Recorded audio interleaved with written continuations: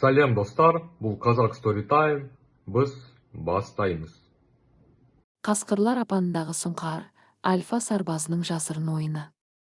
Бірінші бөлім Северный Затеш түрмесі және жаңа тұтқынның келуі. Бір тарау. Темір есіктің арғы жағындағы әлем. Қарашаның ызғарлы түні.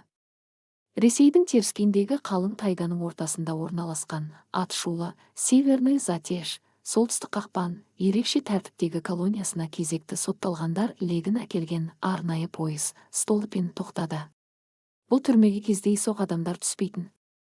Мұнда тек ауыр қылмыс жасағандар, адам өлтірушілер, криминалдық авторитеттер мен қандыққол қарақшылар жазасын өтейтін. Бұл жердің өз заңы, өз соттары және басқарушы қасқырлары бар еді. Автозактан иттердің үргені мен күзетшілердің резеңке таяқтарының тарсыл астында бір топ жаңа тұтқындар түсті. Олардың арасында бойы орташадан сәл биік, дене бітімі шымыр, көздері мұздай суық бір ер адам бар еді.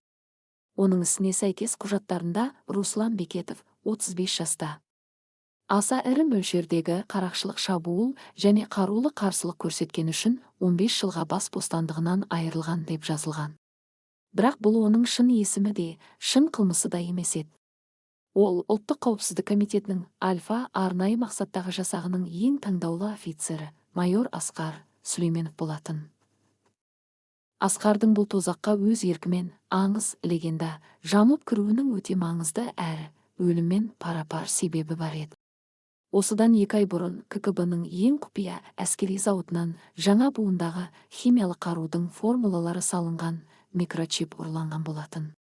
Барлау қызметінің мәліметі бойынша бұл ұрлықты ұйымдастырған адам осы Северный Затеш түрмесінде отырған қылмыстық әлемнің атағы жер жарған авторитеті, шахматшы лақап атымен белгілі Виктор Баранов еді. Шахматшы абақтыда отырып ақ сырттағы қылмыстық топтарды басқаратын, түрменің бастығында күзетшілерді де сатып алған адам болатын. Микрочип шетелдік террористік топтарға сатылмас бұрын Асқар түрменің ішіне кіріп, шахматшының сеніміне кіруі және сол чиптің қайда екенін біліп, оны жоюы тиіс. Егер оның шын мәнінде кім екені, яғни арнайы жасақ немесе полиция қызметкері екені білініп қалса, оны бір түннің ішінде бауыздап тастайтыны анық. 2 тарау. 3 барак және алғашқы сынақ. Жаңа тұтқындарды карантиннен өткізген соң барактарға бөле бастады. Асқарды түрменің ең қатыгез, ең бұзақы тұтқындары отыратын 3 бараққа жіберді. Бұл барак шахматшының оң қолы саналатын, Кабан лақап атымен танымал дәу қатыгез қарақшының бақылауында еді. Асқар төсегін, матрасын арқалап ауыр темір есіктен ішке кірді. Барактың іші темекінің қалың түтініне, тер мен ылғалдың иісіне толған. Шамамен 50-дей адам 2 қабатты темір төсектерде жатыр, кейбірі карта ойнап, кейбірі жаңа келгендерге мысқылмен қарап отыр. Асқар ішке кірген сәтте барактағы шу сап тыйылды. Ондаған қатыгез көздер жаңа келген бейтанысқа қадалды. Асқардың жүріс-тұрысы, арқасын тік ұстауы, тіпті көзқарасындағы ешбір қорқыныштың жоқтығы зектердің, тұтқындардың назарын бірден аударды. Қылмыстық әлемде жаңа адамның қорқақ немесе мықты екенін оның алғашқы қадамынан ақ біліп қоятын. Бұл кім тағы? Деп арылдады бұрыштағы үстелде шай, чифер ішіп отырған Кабан. Ол орнынан көтерілді. Бойы 2 метрге жуық, денесінде бос орын қалмаған татуировкалары бар дәу адам еді. Немене, мусорлар, полиция бізге өздерінің адамдарын жібере бастаған ба? Иісіңде менттің иісі шығып тұр ғой, жаңа келген. Зектер жамырай күліп Асқардың айналасын қоршай бастады. Бұл прописка деп аталатын алғашқы психологиялық және физикалық сынақ болатын. Егер Асқар қазір сынса, немесе қорыққанын білдірсе, оны барактың ең төменгі кастасына, тобына түсіріп жібереді. Ал егер өзін полицияның, менттің әдістерімен қорғаса, оның шын мәнінде кім екені ашылып қалады. Ол арнайы жасақтың жауынгерлік әдістерін, самбо немесе карате тәсілдерін қолдана алмайды. Бұл оны бірден әшкерелейді. Ол нағыз көше қарақшысы сияқты дөрекі әрі айуандықпен әрекет етуі керек. Асқар қолындағы матрасын жерге тастап, Кабанның көзіне тік қарады. Иіс сезгіш болсаң, өзіңнің астыңды иіскеп көрмейсің бе? Деді Асқар бәсең, бірақ бүкіл бараққа естілетіндей зілді дауыспен. Бара кіші өлі тыныштыққа шомылды. Кабан сияқты авторитетке мұндай сөз айту тікелей өлімге бас тігумен тең еді. Кабанның беті ашудан қызарып кетті. Сен өлесің, ит! Деп айғайлап, ол өзінің дәу жұдырығымен Асқардың басына қарай ауыр соққы жасады. 3 тарау. Көше заңмен соққы. Асқар соққыны арнайы жасақтың блогымен емес, қарапайым көше төбелесінің әдісімен, сәл еңкейіп өзін қорғай отырып қабылдады. Соққы оның иығына тиіп, оны артқа қарай ұшырып жіберді. Ол темір төсекке барып соғылды. Альфа сарбаз үшін бұл төбелес баланың ойыны сияқты еді, бірақ ол өз рөлінде қалуы тиіс. Ол жерден орнынан тез тұрып қалтасынан, түрмедегілер жиі жасайтын, темір қасықтың сабынан жасалған үшкір заточканы, түрме пышағын суырып алды. Ол бұл қаруды этапта келе жатқанда бір тұтқыннан ұрлап алған болатын. Кабан қайта ұмтылғанда Асқар оның қарына емес, ол арнайы жасақ әдісі болар еді. Оның жанынан өте бере, кабанның оң қолының бұлшық етіне заточканы сұғып алды. Кабан бақырып жіберіп, қолын ұстай алды. Асқар тоқтап қалмай, оның тізесінен қатты теуіп, дәуді тізерлетіп қойды да, заточканың қанды ұшын кабанның тамағына тақады. Мен Русланмын, Сібірдің трассаларында инкассаторларды тонағамын. Мен тимеспін. Бірақ егер сендер маған тиісетін болсаңдар, әр қайсыңның тамақтарыңды осылай орып шығамын. Түсінікті ме? Деді Асқар қатыгез, ырылдаған дауыспен. Кабан қансырап, задан жарылардай болып тұрса да, түрме заңын түсінетін. Бұл жаңаның мықты екенін мойындамасқа шарасы қалмады. Түсінікті. Жібер мені, жынды, деп ырылдады кабан. Асқар пышақты тартып алып, матрасын алды да, бұрыштағы бос төсекке барып жайғасты. Зектердің бәрі бір-біріне қарап үнсіз қалды. Олар бұл адамның менті емес екеніне толық сенді. Полиция қызметкері немесе красный түрме әкімшілігімен жұмыс істейтін адам ешқашан авторитеттің тамағына пышақ тақамайтын.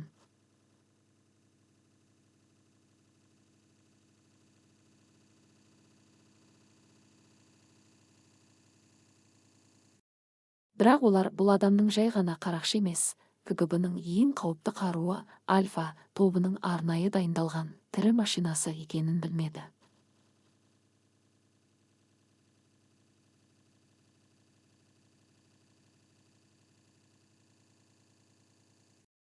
Төрт тарау. Түн ортасындағы бақылау.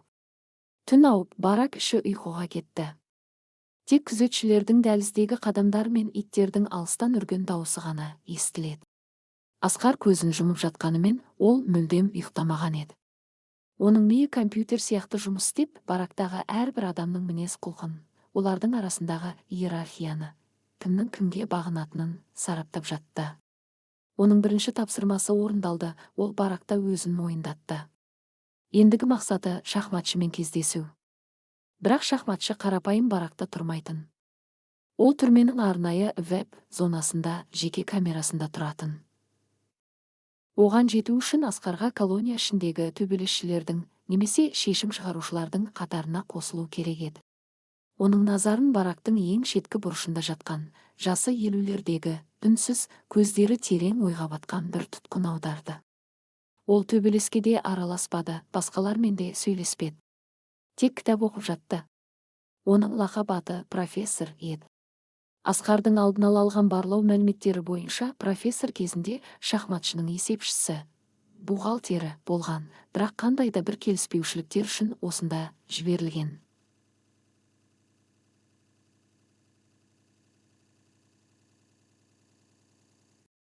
Бұл адам Асқарға шахматшыға баратын жалғыз көпір болуы мүмкін еді. Таңертеңгілік тексеріске тұрғанда Асқар әдейі профессордың жанына барып тұрды. Кітаптан бас алмайсың, шал. Бұл жерде кітап оқығаннан гөрі арқаңды қорғау маңыздырақ сияқты, деді Асқар сыбырлап. Профессор оған көзінің астымен бір қарап қойды. Егер сенің күшің тек жұдырығыңда болса, онда сен бұл түрмеде ұзақ өмір сүрмейсің, жігітім. Кеше кабанға пышақ тақап, сен өзіңе үлкен жау таптың. Олар сені түнде буындырып өлтіруді жоспарлап жатыр, деді профессор сабырлы дауыспен, алдыға қарап тұрып. Асқар іштей жымиды.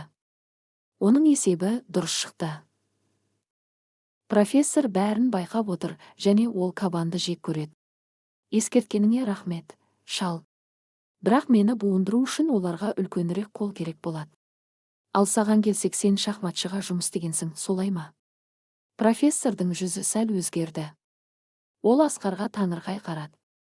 Сен тым көп нәрсе біледі екенсің, инкассаторларды тонаушы. Сенің кім екеніңді білмеймін, бірақ шахматшының атын бұл жерде атаудың өзі қауіпті. Оған жолама. Бұл жауап Асқарға жеткілікті еді. Профессор қорқады, демек, ол шахматшының осал тұстарын біледі. Асқарға енді тек сол түнгі шабуылдан аман өту қажет еді. 5 тарау. Түнгі шабуыл және альфаның көлеңкесі. Келесі түн. Барак іші тас қараңғы. Кабан күндіз медпунктке барып қолын таңып келген болатын. Оның көздерінен тек кек қана көрінетін.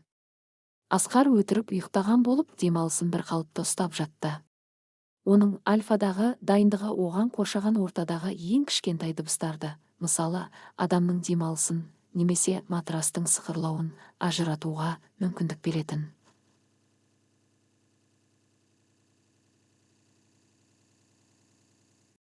Түнгі сағат 3-те оның төсегіне қарай 4 көлеңке жақындады.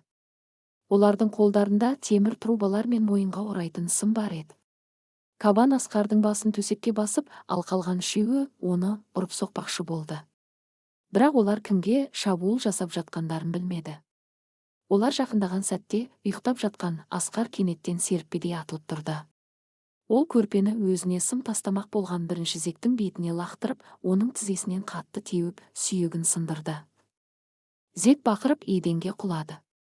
Екінші зек трубамен ұрмақ болғанда, Асқар оның қолын білегінен ұстап, кері қайырып, трубаны өзіне қарсы бағыттап, жағынан ұрды. Үшіншісін ол жай ғана қабырғаға итеріп, тамағынан қысып, есінен тандырды. Мұның бәрі небәрі 5 секундтың ішінде толық қараңғылықта және өте дыбыссыз орындалды. Бұл көше төбелес емес, бұл арнайы жасақтың жақын қашықтықтағы жауынгерлік өнері, рукопашный бой еді. Асқар бұл жолы өзін тежей алмады, өйткені өлім қаупі төнген болатын. Енді тек Кабан ғана қалды. Кабан қорқыныштан орнында қатып қалған. Ол өз өмірінде талай төбелесті көрген, бірақ бір адамның қараңғыда 3 қарулы қарақшыны 5 басылатып түсіргенін ешқашан көрмеген еді. Асқар қараңғылықтың ішінен елес сияқты шығып, Кабанның жағасынан шап берді. Оның көздері қараңғыда оттай жанып тұрды. Мен саған айттым ғой, маған жолама деп деді Асқар сыбырлап. Енді тыңда. Мен сені өлтірмеймін. Өйткені сен маған керексің. Ертең сен мені шахматшыға алып барасың. Менің оған айтатын маңызды ісім бар. Егер жоқ десең, мына үшеуінің жанында мәңгілікке ұйықтайтын боласың. Кабан қалтырап басын изеді. Оның миында бір ғана ой тұрды. Бұл адам кім? Ол қарапайым қарақшы емес. Ментті емес. Ол нағыз шайтанның өзі ғой. Тұтқындар бараққа кімнің кіргенін әлі түсінбеген еді. Бірақ олар бұл адамның келуімен Северный Затеш түрмесінің ережелері түбегейлі өзгеретінін сезе бастады. Альфаның сұңқары Қасқырлар апанындағы өзінің аңшылығын ресми түрде бастады. Қасқырлар апанындағы сұңқар, Альфа сарбазының жасырын ойыны. Екінші бөлім, веб-аймаққа жол және шахматшының психологиялық сынағы. 6 тарау. Таңғы үрей және өзгерген иерархия. Таңғы сағат 6. Северный Затеш колониясының ауласында құлақ тұндыратын сирена үні бұрқ ете қалды. Бұл тұтқындарды таңғы тексеріске, построение, ояту белгісі еді. Үшінші барактың ішіндегі шамдар жарқ етіп жанды.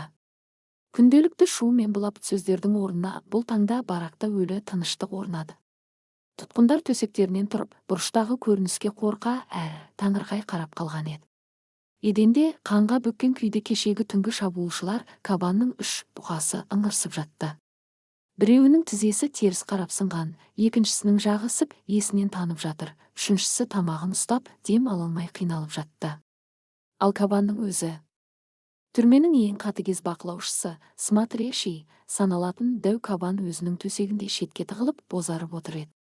Оның көздерінен бұрынғыдай тәкаппарлық пен қатыгездік емес, нағыз хайуани қорқыныш көрініп тұрды.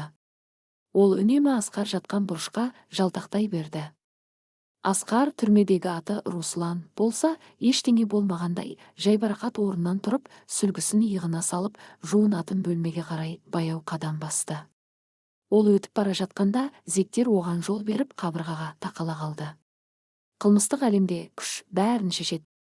Ал түндегі оқиға бұл жаңаның жай ғана күшті емес, адам сенгісіз қауіпті екенін дәлелдеген еді. Олардың миында бір ғана сұрақ тұрды. Ол қараңғыда қаруланған 3 адамды 5 секундта қалай сұлатып түсірді. Бұл инкассаторларды тонаған қарапайым қарақшы емес. Бұл нағыз кәсіпқой өлтіруші. Жуынатын бөлмедегі салқын су Асқардың миын сергітті. Ол айнаға қарап, өзінің сақалы өскен шаршаңқы жүзін көрді. Оған бұл рөлді ойнау оңайға соғып жатқан жоқ. Ол өмір бойы қылмыскерлерді ұстауға, отанды қорғауға үйретілген альфа офицер еді, ал енді қылмыскерлердің заңын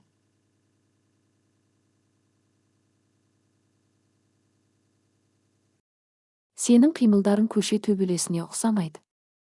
Руслан деген сабырлы дауыс оның ойын бөлді. Асқар бұрылып қараса, артында бағанағы үнсіз профессор тұр екен. Ол қолындағы теміршін аяғын жуып жатып, Асқарға көзінің астымен қарады. Кешегі қозғалысың мен мұндайды тек бір жерден көргенмін.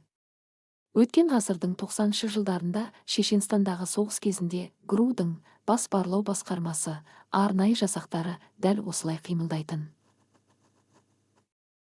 Артық қозғалыссыз, тек өлімге әкелетін нақты нүктелерге соққы жасау. Сен кімсің өзің? Асқар іштей селт етті. Бұл шал өте ақылды әрі байқағыш еді. Бірақ Асқар өз рөлінен шықпауы тиіс. Ол профессордың жағасынан ақырын, бірақ мықтап ұстап қабырғаға тақады. Сен тым көп кітап оқисың, шал. Менің кім екенімде шаруаң болмасын. Егер өмір сүргің келсе, көргеніңді ұмыт. Профессор қорыққан жоқ, керісінше ашы жымиды. Маған бәрібір. Менің өмірім баяғыда аяқталған. Бірақ мен сенің мақсатыңды білемін. Сен шахматшыға барғың келеді. Ол кеше Кабан арқылы сені сынамақшы болды. Егер Кабан сені өлтірсе, демек сен әлсізсің.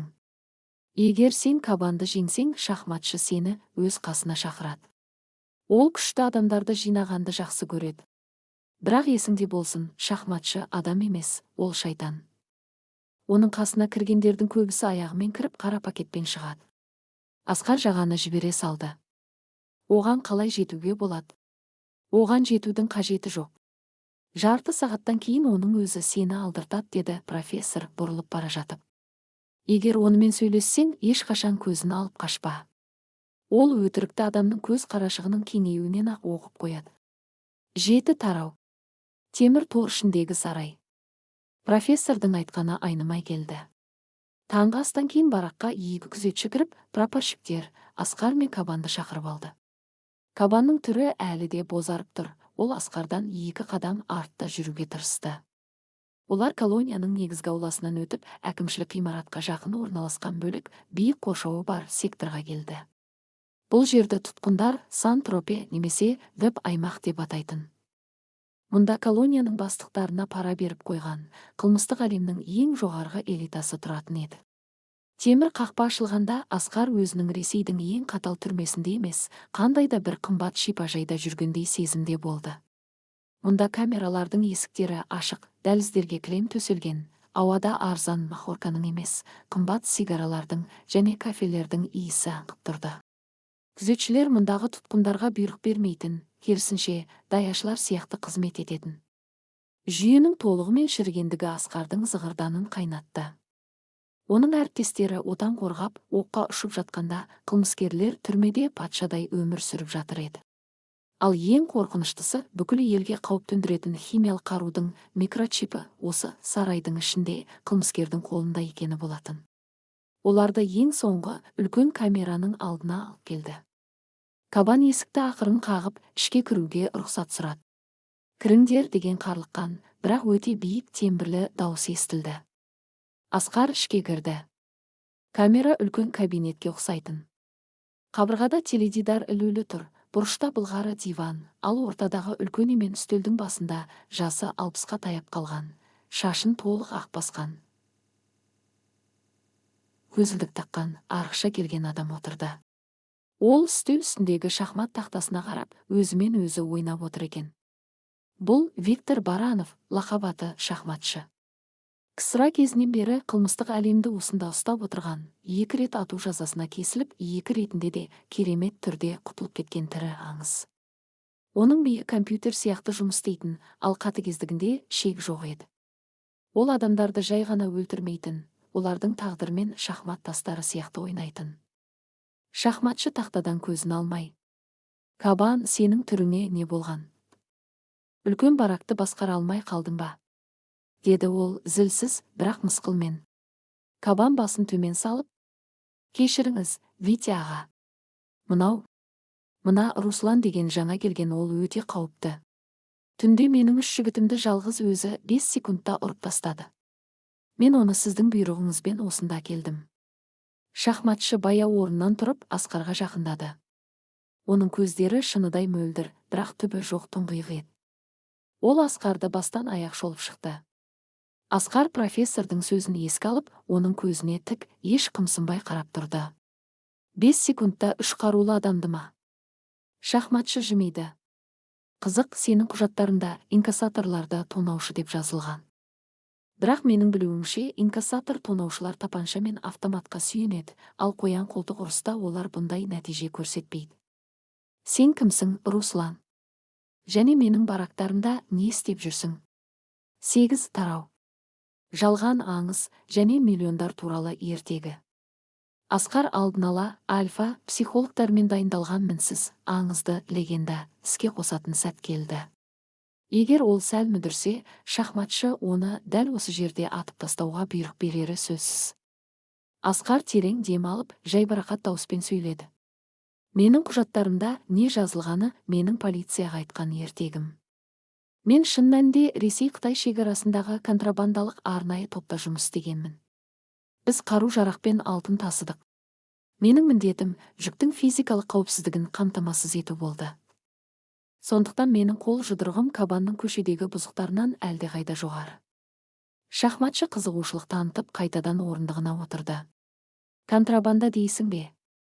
Онда неге қатардағы қарақшы ретінде отырсың? Неге өз адамдарың сені сатып алған жоқ? Өйткені мен өз адамдарымды өзім лақтырып кеттім, деді Асқар суыққандылықпен. Мен 2 ай бұрын Екатеринбург арқылы өтетін алтын транзитін өз бақылауыма алып, 5 миллион доллардың алтынын орманға көміп тастадым. Олар мені ұстап алды, бірақ алтынның қайда екенін айтпадым. Содан кейін олар мені осы түрмеге, дәл сенің барактарыңа жіберуді ұйымдастырды. Өйткені олар сенің адамдарың арқылы мені азаптап ақшаның орнын білмекші. Кешегі түнгі шабуыл да солардың тапсырысы екенін білемін. Бұл өтірік өте қисынды еді. Қылмыстық әлемде ақша үшін өз адамдарын сату қалыпты жағдай. Шахматшы темекісін тұтандырып терең сорды. 5 миллион доллар. Керемет сома. Енді сен менен не қалайсың? Маған кіріша қорғаныс керек, деді Асқар көздерін сығырайтып. Мен бұл түрмеден тірі шықпайтынымды білемін, олар мені бәрібір өлтіреді. Бірақ мен ол ақшаның маған опасыздық жасаған бұрынғы серіктестеріме қалғанын қаламаймын. Егер сен мені осы жерде аман алып қалсаң, және менің сырттағы бір туысыма қауіпсіздік кепілдігін берсең, мен саған сол алтынның координаттарын беремін.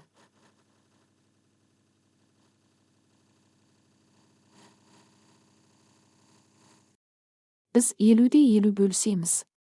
Сен сырттағы байланыстарың арқылы алтынды қазып алып, өз шоттарыңа аудара аласың. Шахматшы үнсіз қалды. Ол Асқардың әрбір мимикасын, әрбір бұлшық етінің қозғалысын зерттеп отырды. 5 миллион доллар тіпті шахматшы үшін де үлкен ақша еді. Оның үстіне ол жақында ғана микрочип орнатып, үлкен халықаралық келісімге дайындалып жатқан болатын. Оған қосымша таза капитал өте қажет еді. Сен өте ақылды жігіт көрінесің, Руслан, өз өміріңді сақтап қалу үшін жауларыңды бір-біріне айдап салмақсың ғой. Шахматшы күліп жіберді. Оның күлкісі құрғақ жөтел сияқты еді. Маған сенің ұсынысың ұнайды. Бірақ мен сөзге сенбеймін. Мен адамның ісіне ғана сенемін. 5 миллион доллар үшін мен сенің мұндағы қауіпсіздігіне кепілдік бере аламын. Бірақ оған дейін сен менің бір кішкентай сынағымнан өтуің керек.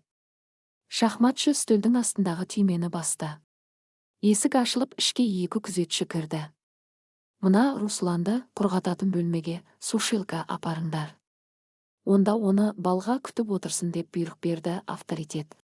Кабан бұл сөзді естігенде дірілдеп кетті. Ол Асқарға жанашырлықпен емес, сен енді точно өлесің деген көзқараспен қарады. Асқардың жүзінде ешқандай қорқыныш білінбеді. Бірақ ол іштей бұл сынақтың оңай болмайтынын түсінді. 9 тарау, гладиаторлар шайқасы және балғаның қаһары. Сушилка бұл түрменің жертөлесінде орналасқан, бұрын кір жуатын орын болған, едені бетон, қабырғалары сыз тартқан үлкен бөлме еді. Мұнда әдетте бағынбаған тұтқындарды аяусыз жазалайтын. Асқарды бөлмеге кіргізіп, сыртынан қалың темір есікті құлыптап тастады. Бөлменің ортасында тормен қоршалған шағын алаңқай бар. Тордың арғы жағында күзетшілер мен шахматшының бірнеше сенімді адамдары бәс тігу үшін жиналған. Ал шахматшының өзі жоғарыдағы кішкентай терезеден қарап тұрды. Алаңқайдың ортасында бір үлкен, бұлшық еттері таудай, беті аузы тыртыққа толы, шашы тақырбас адам тұр еді. Бұл балға Молот. Ол түрмедегі ең қорқынышты жазалаушы, шахматшының жеке гладиаторы. Балға адамды қасиеттен жұрдай, ауруды сезбейтін нағыз психопат болатын. Ол өзінің құрбандарын жай ғана өлтіріп қоймай, олардың сүйектерін сындырып ләззат алатын. Ереже өте қарапайым, Руслан, деді шахматшы жоғарыдан микрофон арқылы. Ешқандай қару жоқ. Тек жалаң қол. Егер сен балғаны құлатсаң, сен менің қорғауымда боласың, және біз алтын туралы сөйлесеміз. Егер ол сені құлатса, онда сенің мәйітіңді пешке жағып жібереміз. Бастаңдар. Балға ақырып жіберіп, Асқарға қарай бұқадай ұмтылды. Оның жұдырығы кір тасындай ауыр еді. Асқар бірден жалтақтап соққыдан сытылып шықты. Балғаның жұдырығы бетон қабырғаға сарт етіп тиіп, қабырғаның сылағын ұшырып жіберді. Бұл ақымақпен тікелей күш сынасу өліммен тең деп ойлады Асқар. Ол ауруды сезбейді. Маған оның салмағын өзіне қарсы пайдалану керек. Бірақ Асқарға бір қиындық бар еді. Ол өзінің альфадағы элиталық жекпе-жек тәсілдерін, айкидо, дзюдоның күрделі лақтыруларын немесе арнайы өлім нүктелерін ашық қолдана алмайды. Шахматшы бәрін бақылап тұр. Егер ол полиция немесе спецназ сияқты қимылдаса, оның аңызы құлайды. Ол қарақшы сияқты лас, дөрекі, бірақ айлакер төбелесуі керек. Балға қайта бұрылып, Асқарды құшақтап алмақ болды. Асқар әдейі оған жақындап, балғаның ауыр жұдырығын иығына қабылдады. Сүйектің сырқыраған даусы естілді. Асқар ауырсынудан ыңырсып қалды. Бұл рөл емес, шынымен де өте ауыр соққы еді. Бірақ осы сәтті пайдаланып, Асқар маңдайымен балғаның мұрнына бар күшімен соқты. Головастик көше төбелесінің сүйікті тәсілі. Балғаның мұрны сырқ етіп сынып, қан шапшып кетті. Бірақ психопат бұған тоқтайтын емес, қайта ашулана түсті. Ол Асқардың тамағынан шап беріп, оны көтеріп, бетон қабырғаға қатты соқты. Асқардың көз алды қарауытып кетті. Ауа жетпей, өкпесі қысылып қалды. Балға оны қылғындырып жатты. Шахматшының адамдары тордың сыртында күліп ақша тігіп жатты. Енді болмайды. Ол мені өлтіреді деп түсінді Асқар. Ол өзінің бүкіл әскери тәжірибесін жинақтады. Ол қолын балғаның бетіне апарып, көзін шұқудың орнына екі саусағымен оның мойнындағы күре тамырға, сондай артерия, қатты, өте дәл әрі білдіртпей басып қалды. Бұл сырттан қарағанда жай ғана жұлқыласу сияқты көрінді. Бірақ шын мәнінде Асқар балғаның миына панелімін жауып тастаған еді. Балғаның көздері алая бастады. Оның алып денесіндегі оттегі таусылып, қолдары босай берді. Асқар осы сәтті пайдаланып, оның тізесінің астынан теуіп құлатты да, еденге түскен алыптың шекесінен тізесімен ауыр соққы жасады. Балға көрсетіп құлады да қайта қозғалмады. Ол есінен танып қалған еді. Жертөле ішіне өлі тыныштық орнады. Ешкім бұл инкассатордың түрменің ең мықты құбыжығын жеңеді деп күтпеген еді. Асқар қан түкіріп қабырғаға сүйене орнынан зорға тұрды. Ол жоғарыдағы терезеге, шахматшыға қарады.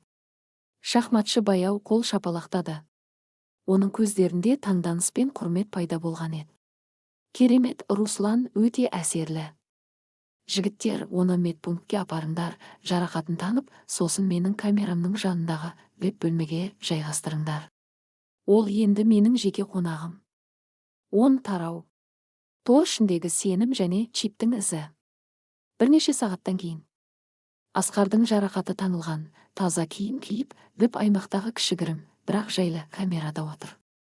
Ол өз мақсатына жетті. Ол енді шахматшының ең жақын шеңберіне кірді. Бірақ бұл тек ойынның басы ғана еді. Ендігі ең қиын тапсырма микрочиптің қайда екенін табу. Түнде оның камерасының есігі ашылып, шахматшының өзі кіріп келді. Оның қолында бір шөлмек қымбат француз коньягі мен 2 стақан бар еді. Шесің бе? Жеңсің үшін, деді ол стақанға ішімдік құйып. Асқар стақанды алып аз ғана ұрттады. Жеңіс алда, Виктор, біз әлі алтынды қазып алған жоқпыз. Мен саған сенемін, енді сен маған қаншалықты сене аласың, мәселе сонда. Шахматшы орындыққа жайғасып темекісін тұтандырды. Мен адамдарға емес, олардың ашкөздігіне сенемін. Сенің көзіңде ақшаға деген құштарлықты көріп тұрмын. Бұл жақсы. Мен саған сырттағы адамдарым арқылы қорғаныс беремін. Бірақ сен маған осында іштей керексің. Менен қандай пайда? Деп сұрады Асқар, сөзді өзіне бұрып. Мен үлкен бір келісімге дайындалып жатырмын. Халықаралық деңгейдегі нәрсе. Маған осында сенімді, күшті және ақылды күзетші керек. Кабан сияқты мисыз ақымақтар бұл іске жарамайды. Жуықта маған сырттан өте маңызды сатып алушылар келеді. Олармен кездесу колонияның ішінде арнайы жабық бөлмеде өтеді. Түрме бастығы бәрін дайындап қойған. Егер сол кездесу сәтті өтсе, мен сенің 5 миллион долларыңды өзім-ақ заңдастырып, отмыват етіп беремін.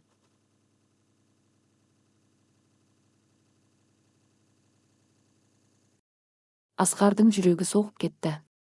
Сатып алушылар. Демек, шахматшы микрочипті шетелдік террористерге тікелей осы түрмеде сатпақшы. Бұл мінсіз жоспар еді. Ешқандай ФСБ немесе барлау қызметі халықаралық террористер қатаң күзетілетін Ресей түрмесінің ішіне келіп, сауда жасайды деп күтпейді. Келістік, деді Асқар, коньягын тауысып. Мен сенің арқаңды қорғаймын. Бірақ бір шарт, маған сыртпен байланысатын бір реттік телефон, мобильник керек. Менің туысым алтынның қауіпсіз екенін растауы тиіс. Шахматшы сәл ойланып барып, басын изеді. Ертең саған телефон береді. Бірақ тек 5 минутқа. Және менің адамдарымның көзінше сөйлесесің. Мен бәрін бақылауда ұстаймын. Шахматшы шығып кеткен соң, Асқар жалғыз қалды. Ол төсекке жатып төбеге қарап ойланды. Бәрі жоспар бойынша келе жатыр, бірақ уақыт өте аз. Ол ертең телефон арқылы Альфа штабына алтын туралы туысымен сөйлескен болып, жасырын кодпен хабарлама жіберуі керек. Сатып алушылар түрмеге кірген сәтте, Альфа жасағы колонияны сырттан штурммен алуы тиіс. Бірақ микрочиптің өзі қайда? Шахматшы оны камерасында сақтамасы анық. Оны табу үшін Асқарға тағы да қауіпті қадамдар жасауға тура келеді. Түрме ішіндегі психологиялық шахмат ойынның ең шешуші кезеңі басталды. Асқар шахматшының тақтасындағы пешка сияқты көрінгенімен, шын мәнінде ол бүкіл тақтаны төңкеріп тастауға келген жасырын сұңқар. 3 бөлім, жасырын байланыс және ақ патшаның құпиясы. 11 тарау. Тұтқадағы құпия, код және өліммен ойнау. Ертесі күні түске таяу шахматшының 2 оққа қара Асқарды веб аймақтың кішігірім күзет бөлмесіне алып келді. Үстел үстінде қарапайым ұялы телефон жатыр. Қабырғадағы сағаттың тықылдаған үні бөлмедегі ауыр үнсіздікті бұзып тұрды. 5 минут, Руслан динамикті громкая связь қосып сөйлесесің. Біз бәрін естіп тұруымыз керек, деді күзетшілердің бірі, қолын тапаншасының сабынан алмай. Олардың көздерінде күдік пен қатыгездік қатар ойнайды. Асқар басын изеп телефонды қолына алды. Оның миында Альфа штабының жасырын шұғыл байланыс нөмірі баяғыда жатталып қалған еді. Ол нөмірді теріп, тұтқаны үстел үстіне қойды. Гудок кетті. Бұл кәдімгі нөмір сияқты көрінгенімен, шын мәнінде ФСБ мен ОКК-ның ортақ жабық серверіне тікелей жалғанған желі болатын. 3 гудоктан кейін арғы жақтан жуан, қарлыққан дауыс естілді. Алло, автосервис, кім келеді? Бұл Альфа тобының басшысы, полковник Бауыржан еді. Ол байланысқа кімнің шыққанын бірден түсінсе де, рөлді бұзбады. Баука көке, бұл менмін, Руслан, деді Асқар көше қарақшысының интонациясын салып. Оның дауысы сәл дөрекі, асығы шықты. Менде бәрі дұрыс. Мен қазір солтүстіктегі шипажайдамын, Северный Затиш түрмесін меңзегені. Денсаулық жақсы, жаңа достар таптым. Күзетшілер бір-біріне қарап жымиып қойды. Олар мұны қарапайым қылмыстық сленг деп қабылдады. Руслан, тірі ме едің, қаңғыбас? Біз сені тайгада үсіп өлді ме деп ойладық қой. Алтындарың ше? Бәрі орнында ма? Деп сұрады полковник, ойынды шебер жалғастырып. Алтын орнында, көке. Бірақ маған сенің көмегің керек. Менің жаңа достарым сол алтынды сатып алғысы келеді. Оларға тауардың таза екеніне көз жеткізу керек. Ертең бейсенбі, сағат күндізгі 3-те маған үлкен қонақтар келеді. Олар шетелдік инвесторлар. Түсініп тұрсың ба? Ертең сағат 3-те. Сен жігіттерді жинап, біздің құрал-саймандарды дайындап қой. Мен сигнал бергенде сендер тауарды тиеуге келесіңдер. Дәл осы шипажайға. Телефонның арғы жағында бірнеше секундтық үнсіздік орнады. Полковник Бауыржан кодты толық түсінген еді. Шетелдік инвесторлар ертең сағат 3-те келеді. Альфа тобын штурмға дайында. Түрмеге тікелей шабуыл жасалады. Ұқтым, Руслан, жігіттер дайын болады. Құрал-саймандарды майлап күтіп отырамыз. Өзің абай бол, ол жақтың ауа райы бұзылып кетуі мүмкін, деді Бауыржан. Рахмет, көке. Сау бол. Асқар телефонды өшіріп үстелге ысыра салды. Болды ма? Деп сұрады күзетшілердің бірі телефонды қалтасына салып жатып. Болды, менің адамдарым алтынды қазуға дайын. Енді сендердің бастықтарың өз уәдесінде тұрса болғаны, деді Асқар жайбарақаттықпен. Ол бөлмеден шыққанда терең дем алды. Хабарлама жетті. Енді кері шегінер жол жоқ. Ертең сағат 3-те түрменің айналасында нағыз соғыс басталады. Бірақ оған дейін ол бір маңызды нәрсені істеуі керек. Химиялық қарудың формуласы жазылған микрочиптің дәл қайда екенін табу. Егер штурм кезінде шахматшы чипті жойып жіберсе, немесе шетелдіктер оны жұтып қойса, бүкіл операция сәтсіздікке ұшырап, мыңдаған адамның өміріне қауіп төнеді. 12 тарау. Түрме бастығының кабинеті және сатылған ар-намыс. Түстен кейін шахматшы Асқарды өзімен бірге әкімшілік ғимаратқа ертті. Сенің қорғаушы телохранитель ретіндегі алғашқы жұмысың. Мен қазір колония бастығымен кездесемін. Жанымда жүр, бірақ үндеме, деп бұйрық берді шахматшы, үстіне қымбат костюмін киіп жатып. Түрме ішінде костюммен жүру тек осы адамға ғана рұқсат етілген патшалық артықшылық еді. Олар әкімшілік ғимараттың 2-ші қабатына көтеріліп, кең кабинетке кірді. Есік тақтайшасында колония бастығы, ішкі қызмет генерал-майоры Смирнов А деп жазылған. Кабинеттің іші түрме бастығының емес, қандайды бір олигархтың кабинетіне ұқсайды. Қымбат ағаштан жасалған жиһаздар, шетелдік суреттер, ал үстел үстінде хрусталь графиндегі виски тұр. Генерал Смирнов толықша келген, жүзі қызарған, майлы көзді адам еді. Ол шахматшыны көргенде орнынан ұшып тұрып, құшақ жая қарсы алды. О, Виктор Сергеевич, қош келдіңіз. Жайғасыңыз. Ол шахматшыға креслоны нұсқап, артында тұрған Асқарға күдікпен қарады. Бұл кім? Менің кабинетімде бөтен адамдардың жүргенін ұнатпаймын. Бұл менің жаңа көлеңкем, Руслан, деді шахматшы вискиден ұрттап. Оған сенуге болады. Ертеңгі кездесуге бәрі дайын ба, Володя? Асқар көлеңке ретінде бұрышта қозғалмай тұрса да, оның құлағы әрбір сөзді қағып алып тұрды. Ол жүйенің қаншалықты шірігеніне іштей жиіркенді. Мемлекеттік генерал, офицер шеніндегі адам қылмыскердің алдында құрдай жорғалап тұр еді. Смирнов сейфін ашып бірнеше құжаттарды үстелге тастады. Бәрі дайын, Виктор Сергеевич, ертең сағат 14:45-те колонияның қақпасынан Халықаралық Қызыл Крестің арнайы комиссиясы кіреді. 4 адам.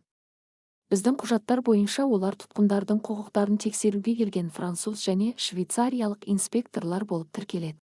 Мен күзетке бұйрық бердім, олардың көліктері мен портфельдері тексерілмейді.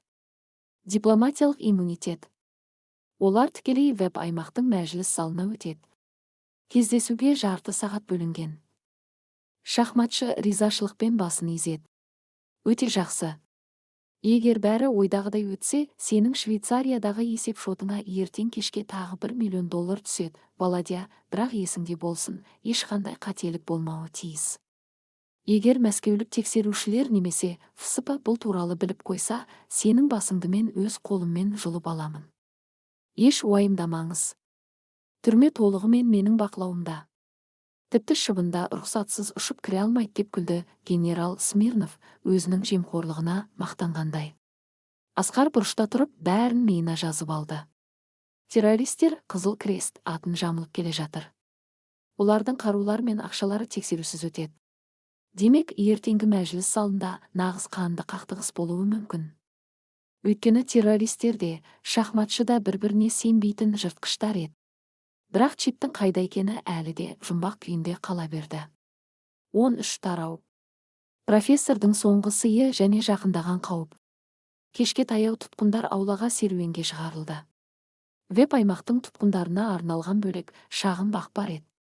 Асқар темекі тұтандырып ауланың шетіндегі орындыққа отырды. Оған шахматшының күзетшісі мәртебесі берілгендіктен басқа зектер оған жақындауға батпайтын. Кенет оның жанына ескі сұр пальто киген профессор келіп отырды. Ол қолындағы кітабын ашып Асқарға қарамастан өзімен өзі сөйлескендей күбірледі. Сен өте тез өстің, Руслан, кеше ғана таяқ жеуі тиіс, жаңа тұтқын едің, бүгін патшаның оң қолына айналдың. Бірақ сенің уақытың таусылып барады. Не айтқың келіп тұр, шал? Деп сыбырлады Асқар темекісінің түтінін үрлеп. Профессор кітаптың парағын аударып, бәсең дауыспен жалғастырды. Кабан сенің өтірігіне сенген жоқ. Ол бүгін таңертең бостандыққа Екатеринбургтегі қылмыстық топтарға хабарласып, сенің $5 миллион ұрлаған инкассатор деген аңызыңды тексертіп жатыр. Ертең таңертең оған жауап келеді. Олар сенің ешқандай да қарақшы емес екеніңді білген сәтте сені бауыздап тастайды. Асқар іштей тістеніп қойды. Аңыздың тексерілуі ең үлкен қауіп еді. ФСБ Асқардың жалған биографиясын сыртқы базаларға енгізгенімен, нағыз қылмыстық әлемнің өз ақпарат көздері бар.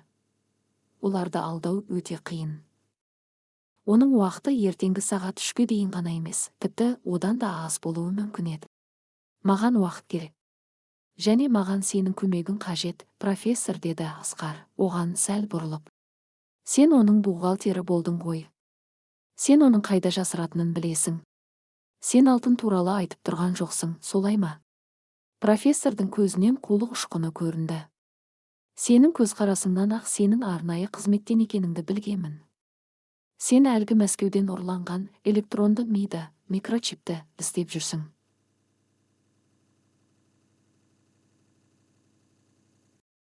Оны бүкіл түрме сыбырлап айтып жүр. Ол бұл нәрсені ертең арабтарға сатпақшы.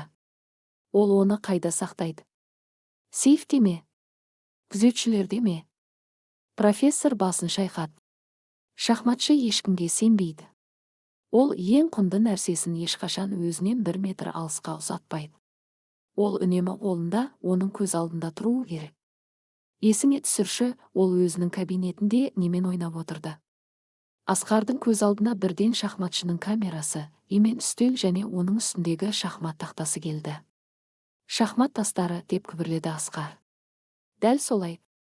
Ол шахматты өзінің туған әкесінен қалған мұра деп жақсы көреді. Ол тастар арнайы қымбат ағаштан ойып жасалған. Әсіресе ақ патша, Белый король. Ол ақ патшаны үнемі саусақтарымен айналдырып отырады. Чип дәл сол ақ патшаның ішіндегі қуыста жасырылған. Бірақ абай бол, Руслан. Немесе шын атың кім болса да. Ол тақтаға ешкімнің қол тигізуіне рұқсат бермейді. Оны алу, оның жүрегін жұлып алғанмен тең. Серуенде уақыты аяқталды деген сирена шырылдады. Профессор орнынан тұрып кітабын қолтығына қысты. Мен саған неге көмектесіп жатырмын білесің бе?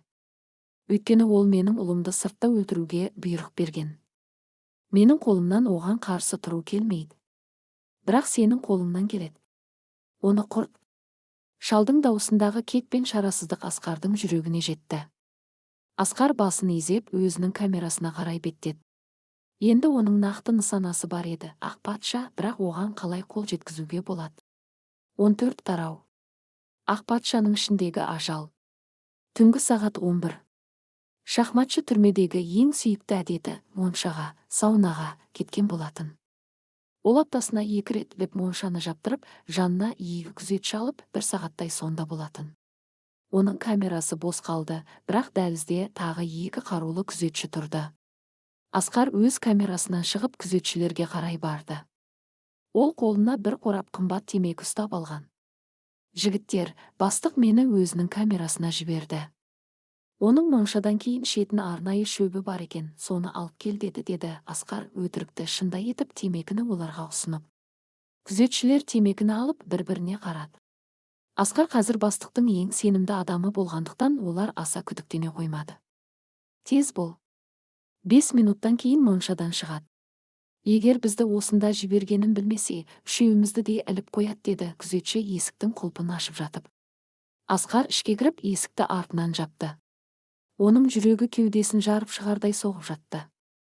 Ол бірден бөлменің ортасындағы емен үстелге қарай ұмтылды.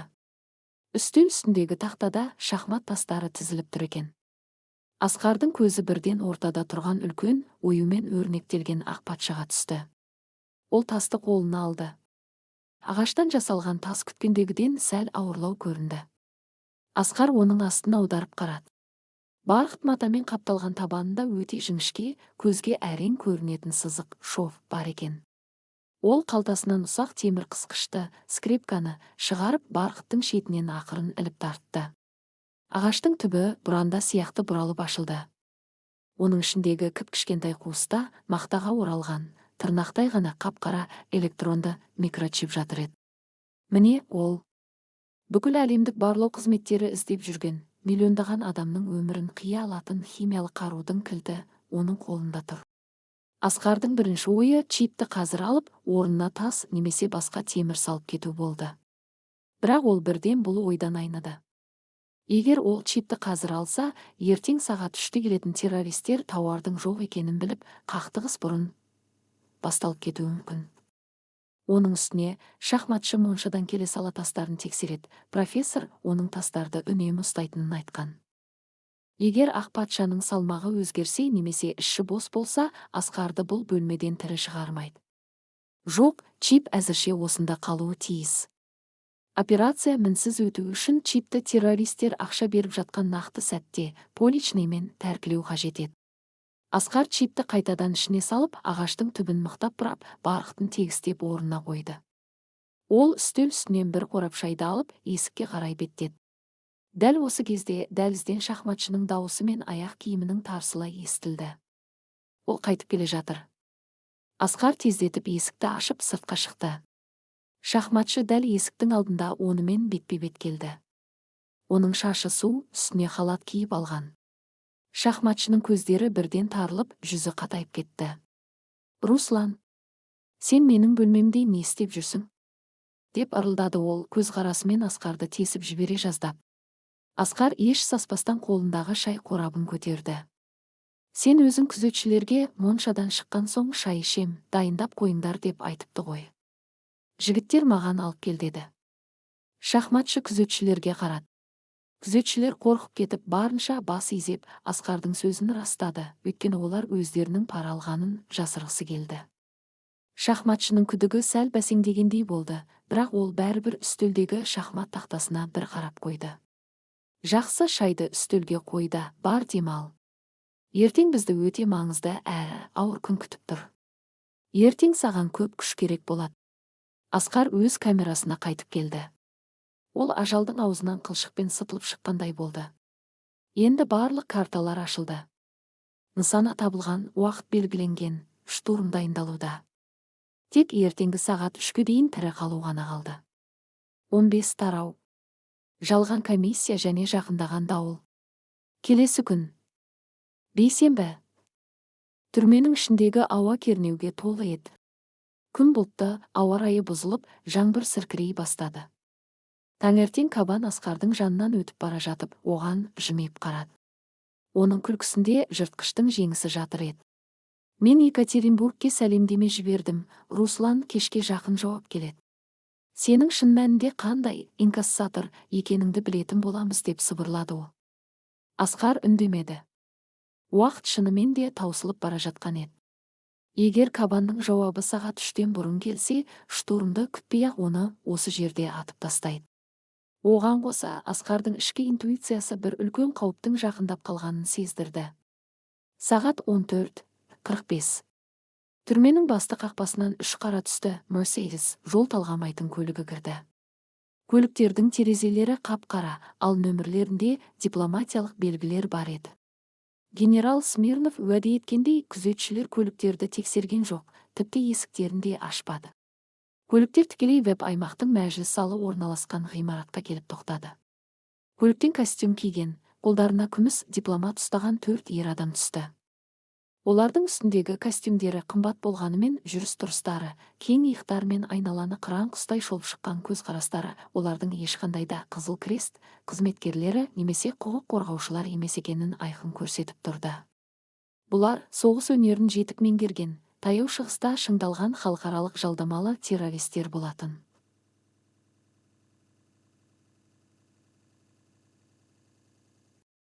Шахматшы мәжіліс залының төрінде отырды. Үстел үстінде оның сүйікті шахмат тақтасы тұр. Ол үнемі ақ патшаны саусағымен айналдырып отыр. Оның оң жағында Кабан және 2 қарулы күзетші, ал сол жағында Асқар тұрды. Есік ашылып, қонақтар кіріп келді. Оларды бастап жүрген араб келбетті, көзінде үлкен тыртығы бар, сұр костюмді адам еді. Ол шахматшыға қарап, орыс тілінде акцентпен сөйледі. Қайырлы күн, Виктор, біз сіздің шақыруыңызды қабыл алдық. Тауар дайын ба? Тауар үнемі менің қасымда, Тарик, деді шахматшы жымиып, ақ патшаны үстелдің ортасына қарай жылжытып. Ал сіздердің инвестицияларыңыз ше? Тарик қасындағы адамға ишарат етті. Ол дипломатты үстелдің үстіне қойып ашты. Дипломаттың іші толы мұнтаздай қаланған $100 купюралар және швейцариялық банктың алтын сертификаттары еді. Бөлмедегі ауа жетіспейтіндей қапырық болып кетті. Асқар қабырға сағатына көз тастады. Сағат 14:55. Альфаның шабуылына 5-ақ минут қалды. Тек осы 5 минут шыдау керек. Егер ол қазір әрекет етсе, 4 террорист пен 3 күзетші оны оқпен тесіп тастайды. Бірақ кенеттен күтпеген жағдай орын алды. Террористердің қатарында тұрған 4-ші адам, славян келбетті, бұрынғы ресейлік әскери жалдамалы, Асқарға қадала қарап қалды.